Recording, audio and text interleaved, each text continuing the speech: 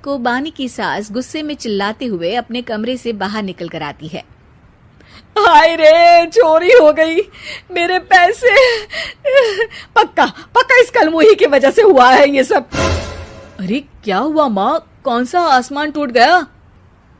अरे आसमान तो उसी दिन टूट गया था जब तू इस कलमुही से शादी करके इसे घर में ले आया था।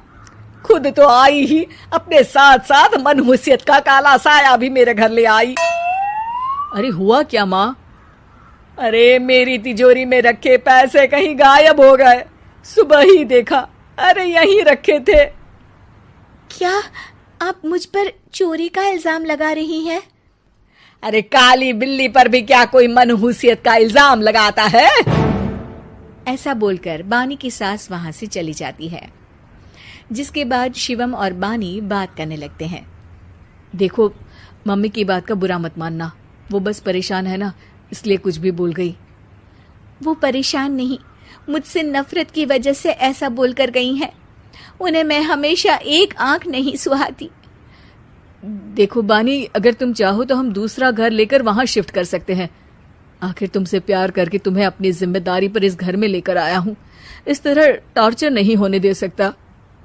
अगर आप साथ हैं तो मुझे किसी चीज की टेंशन नहीं, और आखिर वो हमारी बुजुर्ग हैं। हम उन्हें और छुटकी को इस तरह अकेले छोड़कर कैसे जा सकते हैं? इसके बाद बानी भी अपने कमरे में चली जाती है, और अब हर रोज उसकी सास की तिजोरी से पैसे गायब होने लगते हैं। इसी तरह कुछ समय बीत जाता है और वो हर बार हर चीज का इल्जाम बानी पर लगाती है, पर बानी कभी कुछ भी नहीं बोलती। कलमुही, नास पीटी, बहू को घर की लक्ष्मी बोलते हैं। ये तो पनौती बनकर आई है, पनौती। एक रात बानी की सास को आधी रात में प्यास लगती है, तो वो पानी पीने रसोई की तरफ जाती है। तभी उसे अपनी बेटी के कमरे में कुछ आवाज सुनाई देती है। हाँ हाँ, मैंने मम्मी की तिजोरी से हर रोज थोड़े थोड़े पैसे निकाल कर हम दोनों के लायक खूब पैसे इकट्ठे कर लिए हैं, और मम्मी आज तक उस सब के लिए भाभी को ही जिम्मेदार समझती है। तुम बस जल्दी से आकर मुझे यहाँ से ले जाओ और हम कहीं दूर जाकर शादी कर लेंगे।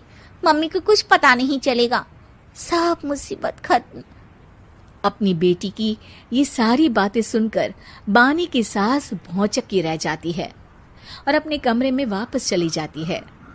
जब अगली सुबह बानी सास के कमरे में आती है, मम्मी जी क्या बात है, आज आप कमरे से बाहर ही नहीं आई? आपकी तबीयत तो ठीक है ना?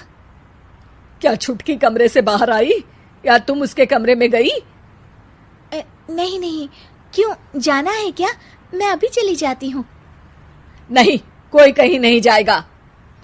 इस पर वो बानी को साथ लेकर कमरे से बाहर आती है, जहाँ शिवम भी होता है। वहां उसकी सास बोलती है, छुटकी मेरी तिजोरी के सारे पैसे लेकर अपनी माँ के बारे में कोई ख्याल करे बिना किसी लड़के के साथ घर छोड़कर चली गई। और बहू, तुमने मुझ जैसी सास की सेवा करने के लिए अपने ही पति के साथ दूसरे घर जाने से मना कर दिया। मैंने हमेशा तुम्हारा रंग देखा अच्छा ही नहीं, जो मेरी सबसे बड़ी गलती है। मुझे माफ कर दे बेटा। और इसके बाद बानी की सास कभी अपनी बहू की तारीफ करते थकी नहीं।